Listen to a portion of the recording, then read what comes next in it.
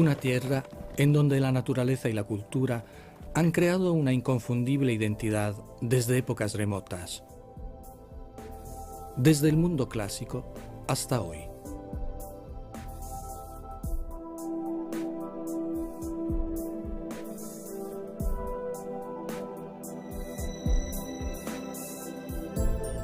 Paisajes siempre diferentes que enmarcan una milenaria obra del hombre.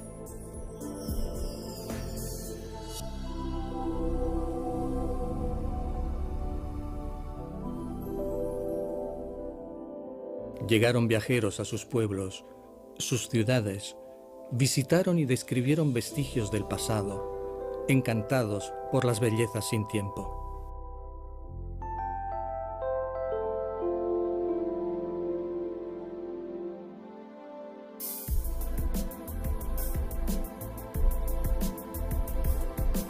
Los hermosos detalles, un mágico infinito.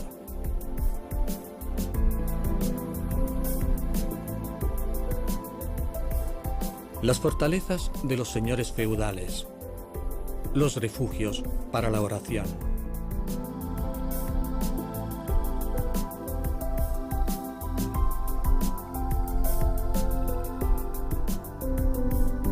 El castillo, el lago, la abadía, el monte, la costa, los bosques. Elementos diferentes, integrados uno en otro. Mosaico de creatividad y variedad ambiental.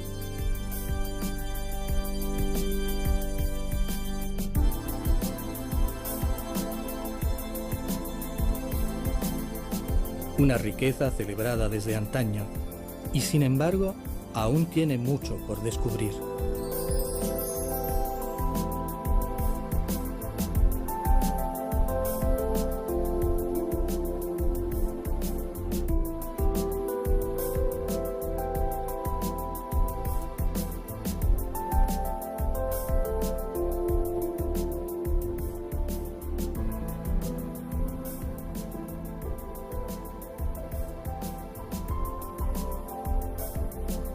Un recinto que defiende del hombre y del tiempo.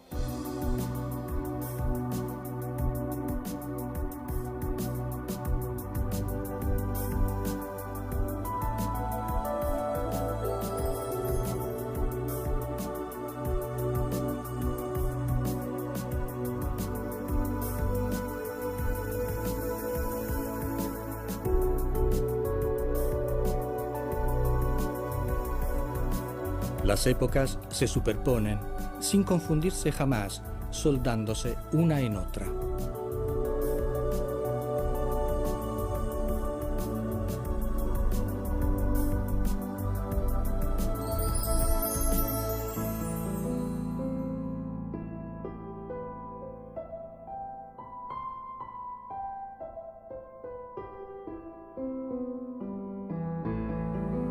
Lacio. Desde hace mucho, meta de viajeros entusiastas, llegados aquí de todo el mundo.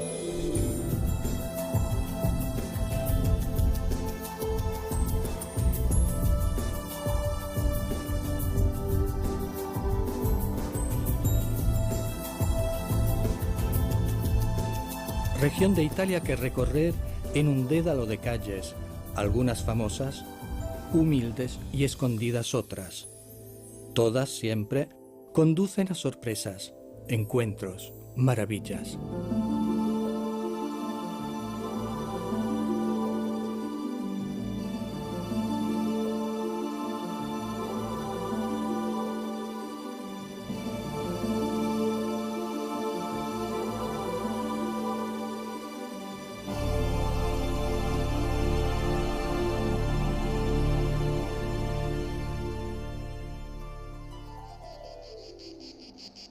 En el centro de Italia, el Verde Lacio es una región limitada por dos solemnes confines.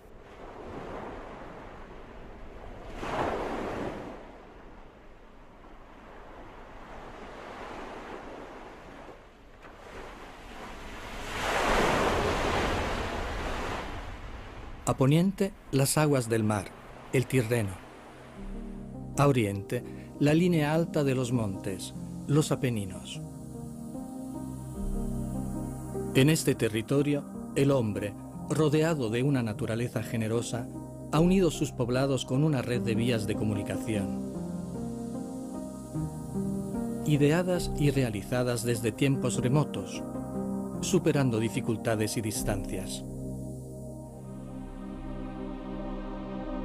Afloran calles trazadas y construidas en la antigua Roma.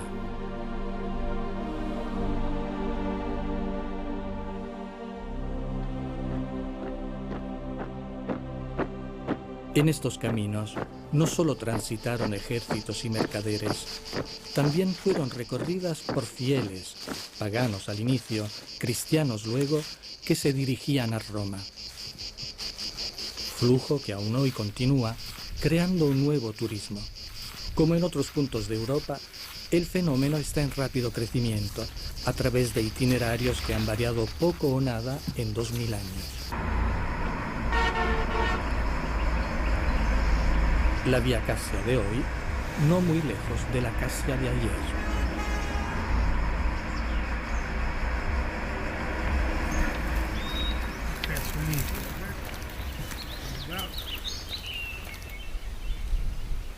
Los turistas y peregrinos necesitan poco. Saber dónde detenerse cuando llega el cansancio.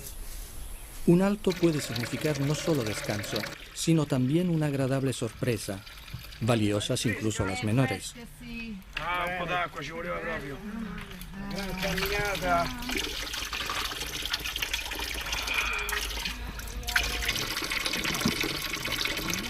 En el equipaje mínimo, la reserva indispensable, zapatos que cambiar en días alternos para proteger los pies destinados a recorrer kilómetros en cada etapa. El bastón es alivio en la fatiga, a veces símbolo de grupo.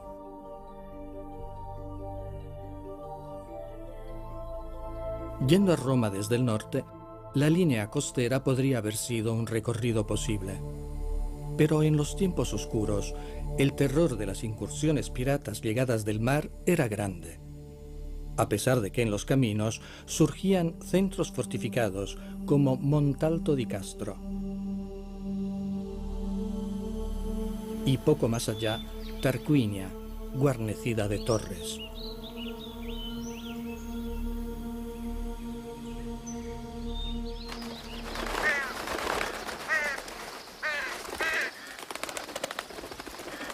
También la presencia de zonas pantanosas a lo largo de la costa, hoy convertidas en oasis faunísticos, llevaba a evitar peligros.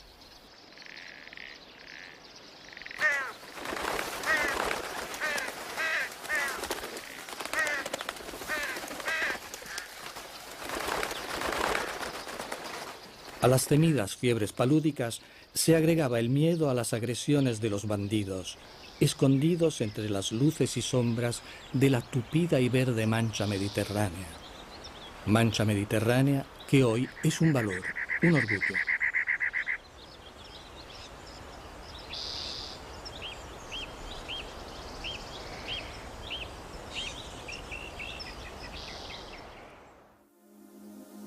En tiempos lejanos, mercaderes y peregrinos en marcha hacia Roma prefirieron vías internas, como la Francígena, camino que desde la neblinosa Europa del Norte llevaba a Italia y llegaba hasta la Ciudad Santa.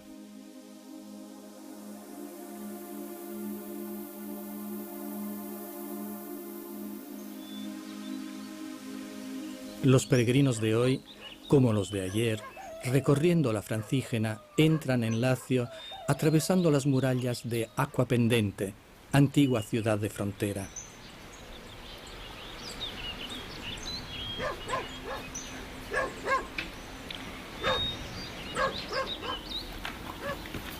Etapa obligatoria, el área sacra protegida por estas murallas.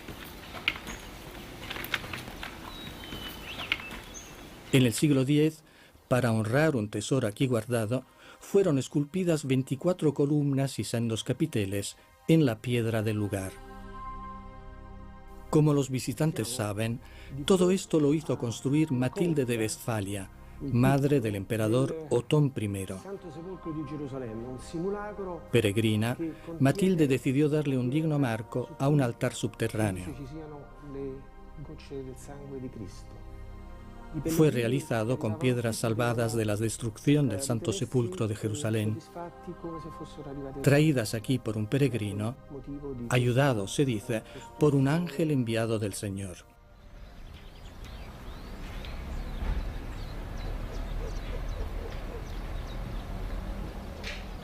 Continuando hacia Roma, paralelamente a la Via Cassia, la Francígena llega a Bolsena.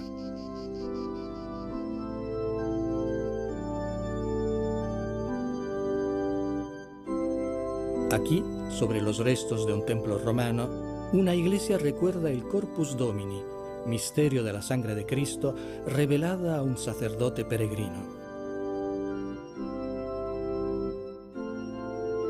El lago de Bolsena es uno de los espejos de agua serena más vastos de Lacio.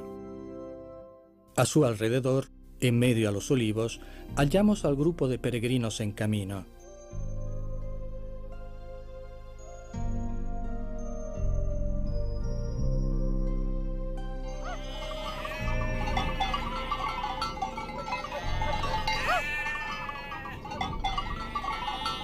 De alto en alto, de etapa en etapa. La próxima es una joya de esta región, Viterbo.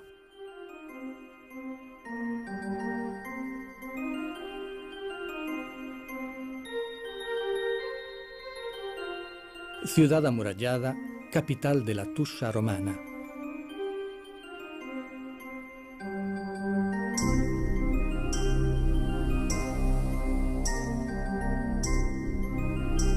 La entrada, para quien, siguiendo la Francígena, llegaba a Viterbo desde lugares lejanos, era Porta San Pietro.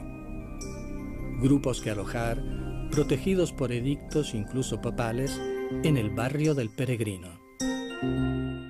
Meta hoy de quien quiere recorrer, entre luces y sombras, las callejas de una ciudad medieval.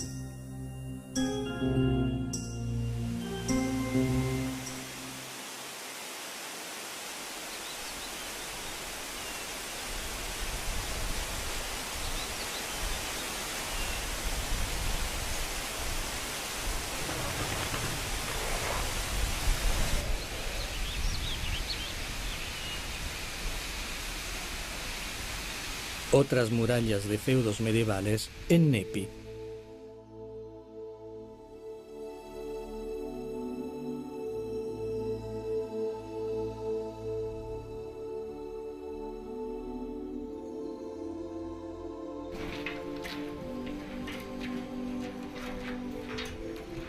Para estos nuevos y al mismo tiempo antiguos turistas, una noche de reposo antes de retomar camino. Mañana, el mundo etrusco les ofrecerá la emoción de otro tesoro. Aquí, a las afueras de su ciudad, los etruscos construyeron un imponente anfiteatro, con gradas angostas para seguir de pie los espectáculos, como era su costumbre.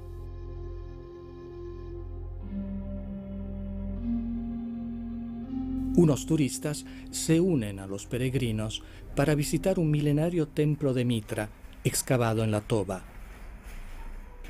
Son pocas las posibilidades de tener acceso a este lugar, sagrado tanto para los etruscos como para los primeros cristianos. No hay que alterar el delicado equilibrio de humedad del ambiente subterráneo. Así se protege el delicado fresco de la Virgen del Parto.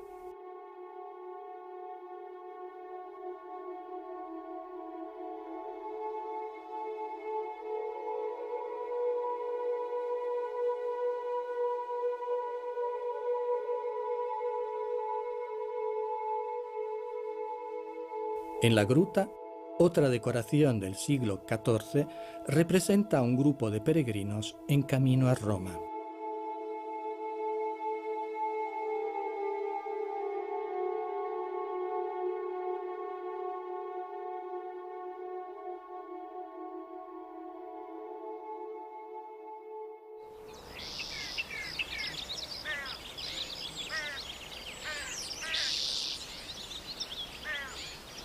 En pasado, en esta zona del Lacio, la Francígena tenía un trazado alternativo, redescubierto y adaptado hace poco.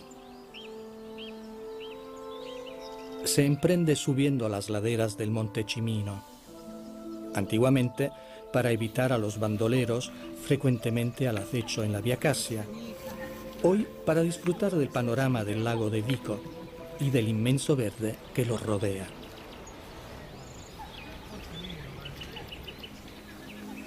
Donde la Francígena, que ha renacido a un nuevo turismo, atraviesa zonas de campo, el camino está bien señalado.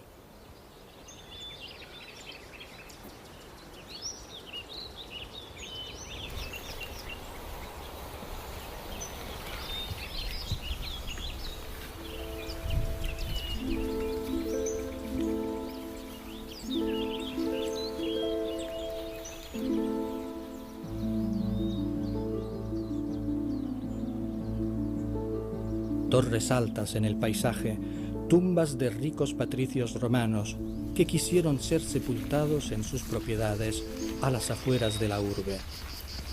Para este grupo, Roma ya es cercana. En cambio, es muy lejana para quien quiere llegar a ella recorriendo una Francígena del sur, paralela a otra gran vía consular, la Vía Appia.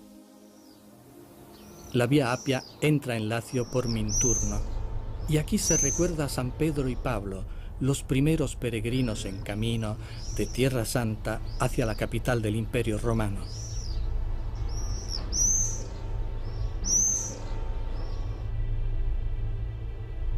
En Minturno, una iglesia del siglo XI recuerda el punto donde Pedro se arrodilló, así cuenta la tradición, antes de proseguir hacia Roma. Avanzando en su itinerario, los turistas y peregrinos de hoy disfrutan de variados paisajes montanos. Y de sorpresas cuando el camino llega a la costa. Como el antiguo puerto romano de Gianola, después, en la Edad Media, punto de llegada de los fieles en peregrinaje. Otros, en la orilla opuesta del mismo golfo, atracaban en el puerto mucho más grande de Gaeta.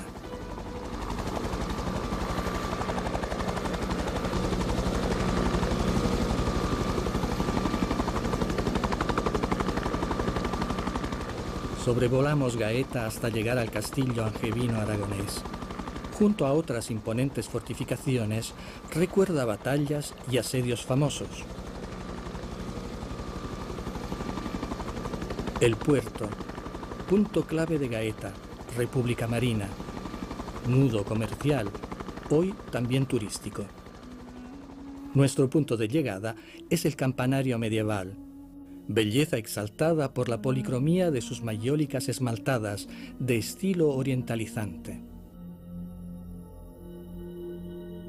En la base, una escultura y una inscripción recuerdan el atraque en Gaeta, en el siglo XV, de una nave con peregrinos que se dirigían a Roma.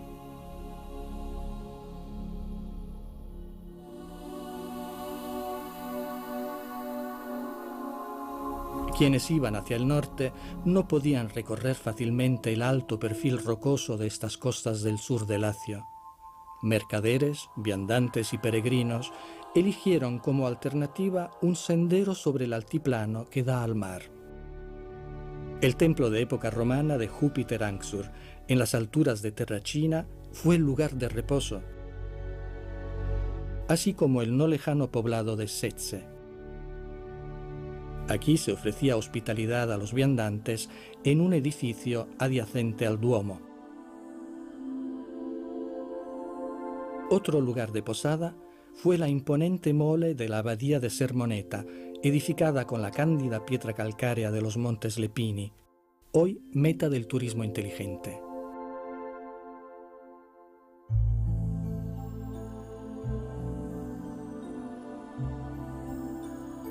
Norma, al borde de un precipicio, balcón sobre los Montes Lepini. De aquí descienden las aguas de 1000 manantiales.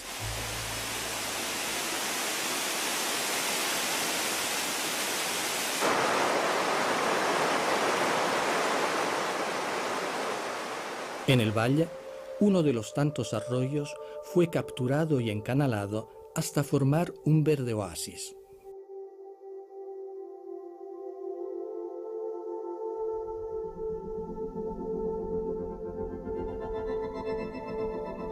En el siglo I a.C. se establecieron aquí los veteranos de Sila, que dedicaron un templete a las ninfas, divinidades de la belleza. Aquel nombre no ha cambiado a través de los siglos. Con el tiempo, lugar destinado a unir naturaleza, historia y arte. Antiguamente Ninfa también fue lugar de reposo y oración de los peregrinos que iban a Roma. Aquí, ante ellos, en 1159, fue coronado el Papa Alejandro III.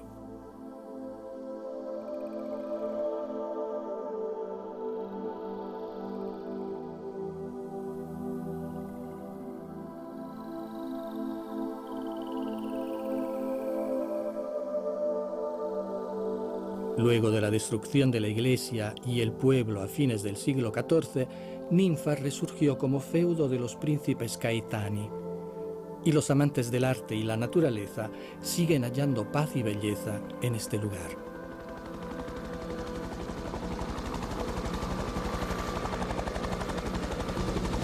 En la misma gran llanura pontina, las aguas que fluyen de los montes Lepini llevaron la muerte al formar inmensas y hostiles zonas pantanosas.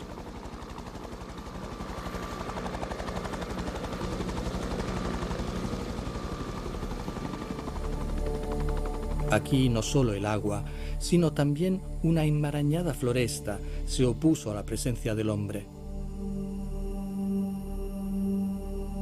Todo cambió a mediados del siglo XX. Encaminadas las aguas en canales y lagos, la llanura pontina se transformó en una de las áreas más productivas de Lacio e Italia.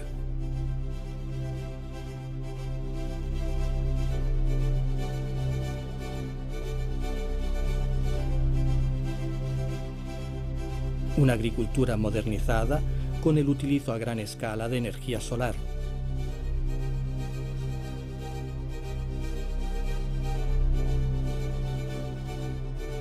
Donde hubo un inmenso insalubre pantano, hoy la tierra nutre y multiplica sus frutos.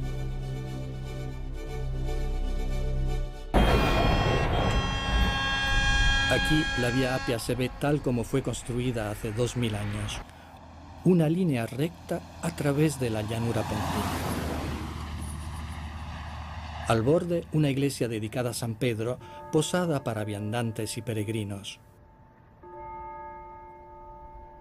Caída en ruinas, fue restaurada por Pío VI. En su límite con el mar, la llanura pontina ofrece sus doradas playas de litoral a quienes buscan salud y bienestar.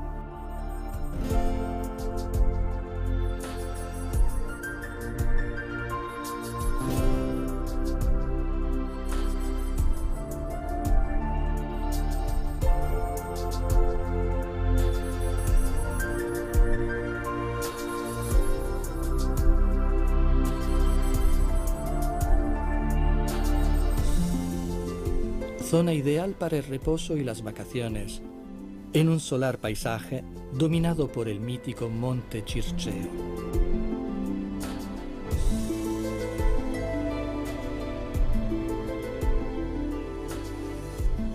Otro famoso promontorio de la larga ribera tirrenica, Sperlonga.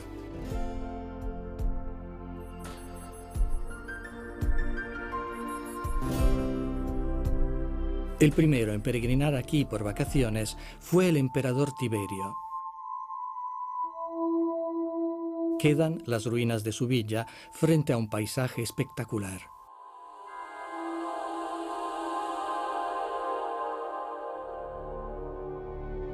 Volvemos a los montes, en donde la Francígena del Sur se desarrolla al lado de la Vía Apia. Hemos dejado Formia y la célebre tumba, quizás, de Cicerón. Pasamos por un trecho del antiguo camino para los turistas que desean seguir a pie el recorrido a través de los montes.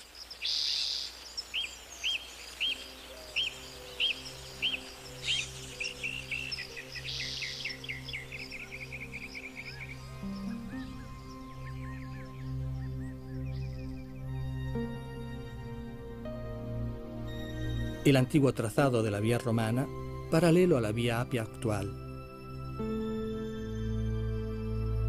Kilómetros y siglos que se comparan, confundidos en el verde encantador del Parque Natural de los Montes Aurunci.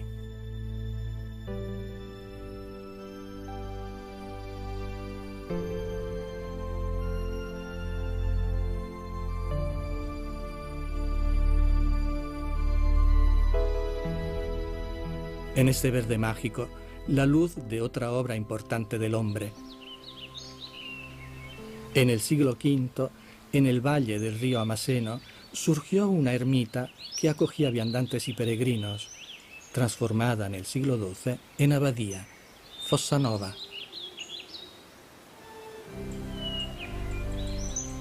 Célebre construcción cisterciense de Italia, visitada por estudiosos, turistas y peregrinos a lo largo del camino.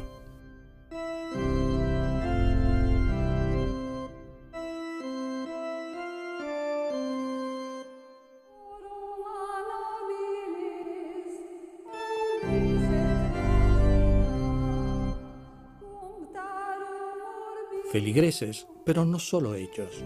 Tan largas caminatas, a veces hasta de 3 o 4 semanas, solo la minoría las hace por convicción religiosa. En los grupos, la mayoría está interesada en el turismo inteligente, quiere conocer lugares importantes, pero aislados. Como Fossanova, precisamente, y su claustro de estilo mixto románico-gótico.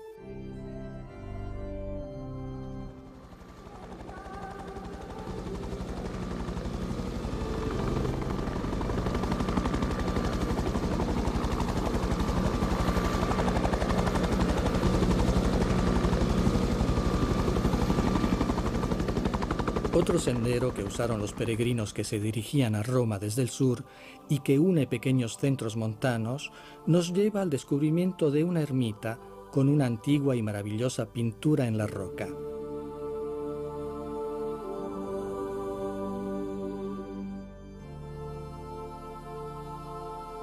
El ángel que protege a los viandantes y nos guía, más allá de los montes Ausoni, hasta Itri.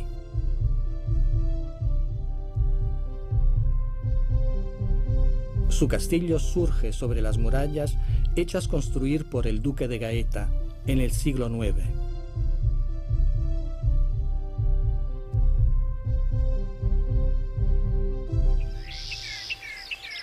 Aquí en Itri hemos cruzado y dejado la vía Apia.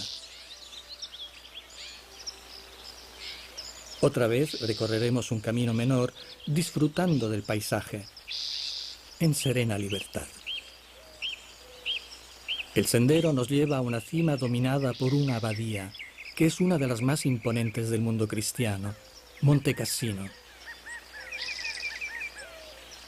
Desde su construcción en el siglo VI, la abadía fue destruida varias veces, reconstruida y vuelta a destruir. Devastantes fueron las bombas lanzadas por cientos de aviones en 1944.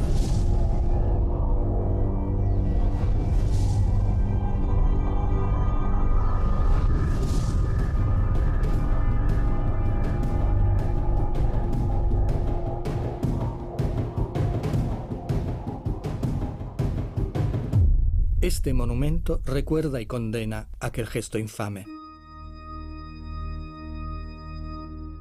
En el siglo XV, iniciada la época de gloria, Monte Cassino fue cada vez más frecuentada por fieles.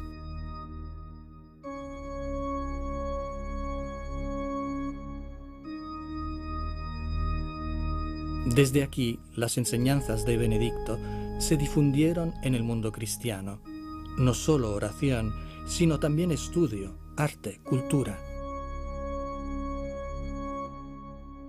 En el scriptorium, los monjes conservaban y siguen conservando obras de extraordinario valor.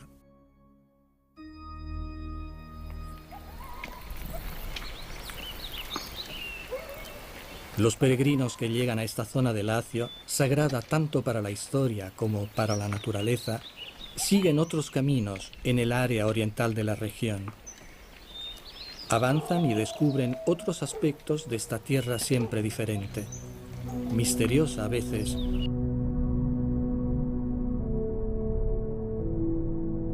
como Alatri, con sus murallas ciclópeas. Muralla perfecta, vertical, límite entre extranjeros y locales, pero también entre el poblado y la Acrópolis.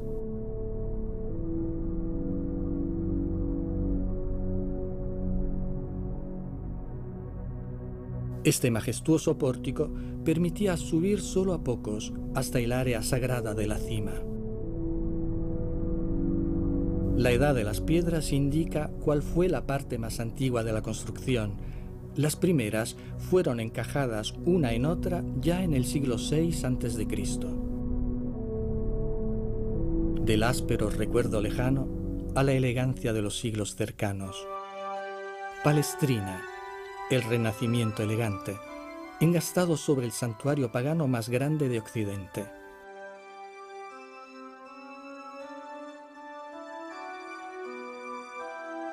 Es el templo de la fortuna primigenia, después de 1000 años, base imponente del Palacio Colonna Barberini.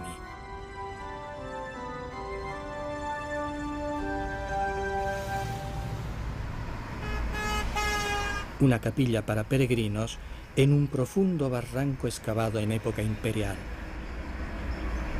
La vía Prenestina es la prueba de lo cercanos que son el presente y el pasado en Lacio.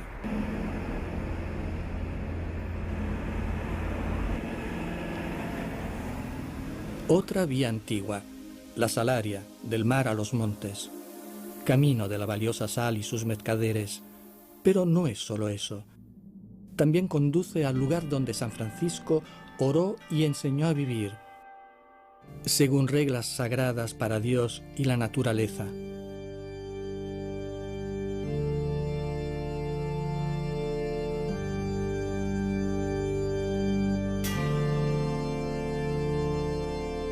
El Valle Santo, alrededor de Rieti, vasta llanura ceñida por una cadena de montes. El mundo de Francisco sobrevive en la luz, en los colores de los barrancos montanos, entre la floresta y la roca, en donde surgen los conventos de sus discípulos, alrededor de las grutas en las que él vivió. El convento de Grecho, a 700 metros de altura.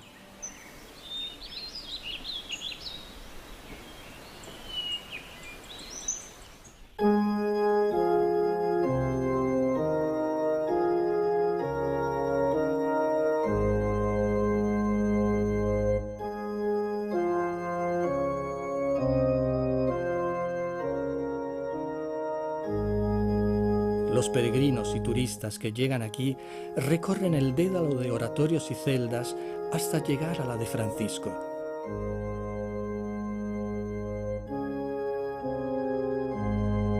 Gruta en la roca, protegida por un frágil muro de cañas y fango.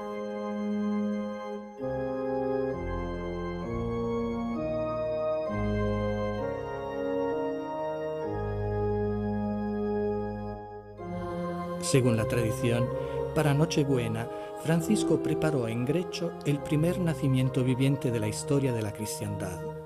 Era el año 1223. Lo recuerda este fresco del siglo XV. Luego de visitar el lugar de oración del santo, saliendo de Grecho, se puede subir por bosques tupidos, superar los 1000 metros de altura y adentrarse en una floresta de hayas gigantescas, una de las cuales es diferente a todas las demás, ya que protegió a Francisco, así cuenta la tradición, durante una tormenta. Retorció sus ramos para cubrirlo de la lluvia y el granizo.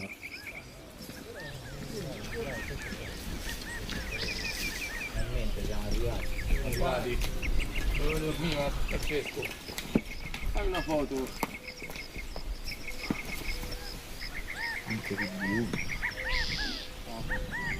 Desde entonces se le considera sagrada y se le piden gracias.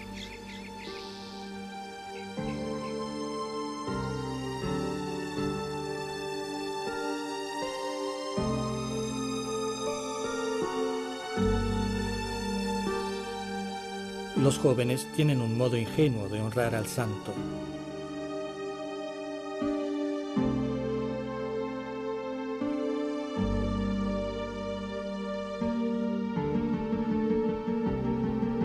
Cuando suben del valle, dejan al lado de su imagen piedras recogidas donde él reposó.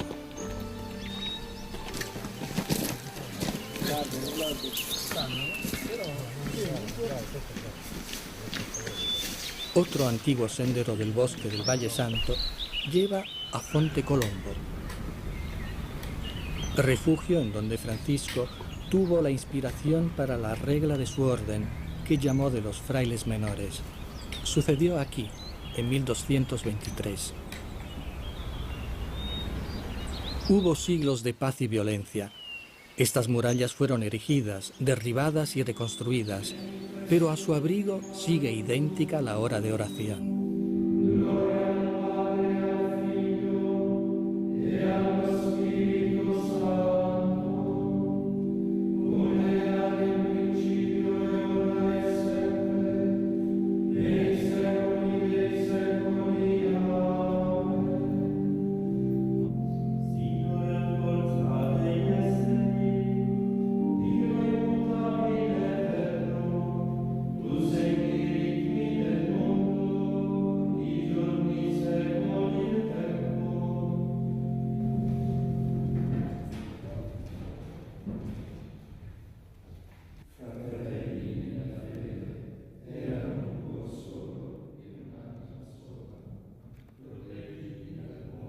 En una modesta capilla, el signo Tau, letra griega en forma de cruz, para significar que el Señor pose en ti su mirada y te dé paz.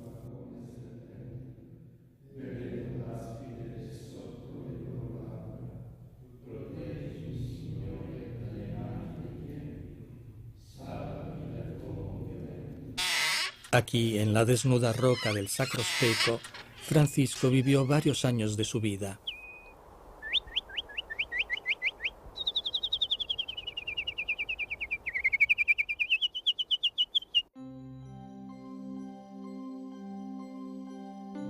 El pueblo de Poggio-Bustone, que acogió amistosamente a Francisco cuando escapó de Asís, y decidió establecer aquí un refugio, el primero en estos montes. En el claustro, episodios de su vida son narrados en ingenuos frescos. Su resistencia y oposición al demonio,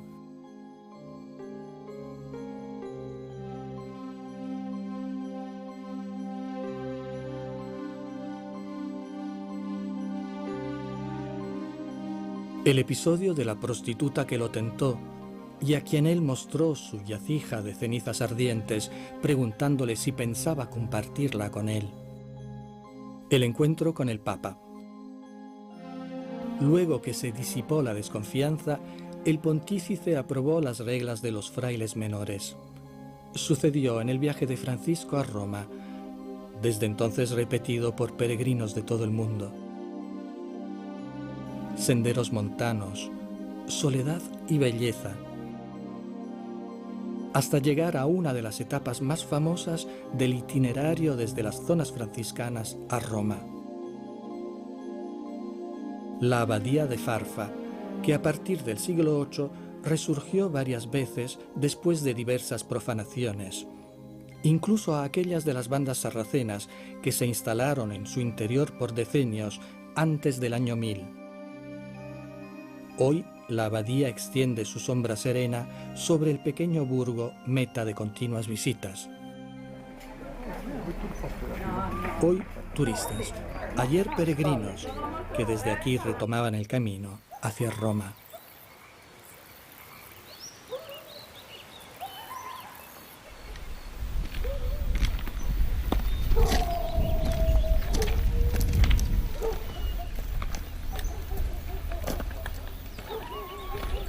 El castillo Orsini. Etapa obligada antes de enfrentar las últimas millas de este itinerario. De aquí al Valle del Tíber.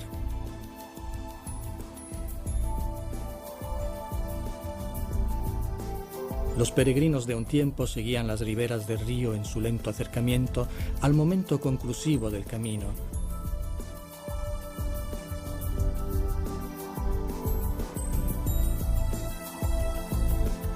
La llegada a uno de los más famosos y antiguos accesos a Roma, Ponte Milvio. A orillas de otras aguas hallamos el grupo que, proveniente del sur, se dirige a Roma en marcha hacia su última etapa.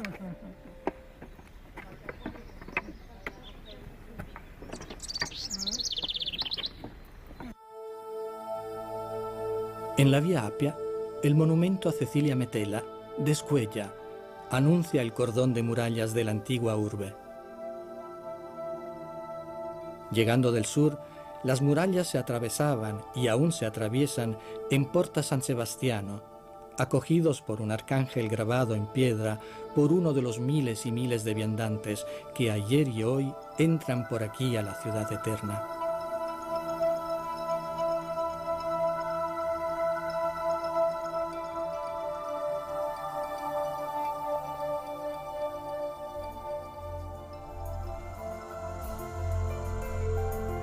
Un tiempo, los peregrinos llegaban a las puertas de Roma con un mapa en las manos, como este del siglo XVI.